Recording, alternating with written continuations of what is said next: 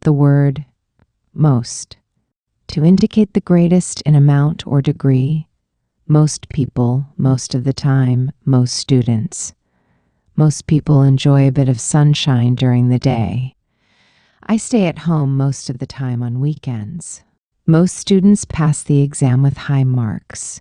To express the superlative form of adjectives, most beautiful, most interesting, most important. That was the most beautiful sunset I've ever seen. This is the most interesting book I've read this year. The most important thing is to stay calm, to emphasize frequency or commonality. Most days, most mornings, most weekends. I jog most days unless it's raining. She feels tired most mornings before coffee. We visit our grandparents most weekends, to refer to majority or general preference. Most liked, most popular, most loved. That video is the most liked on the channel.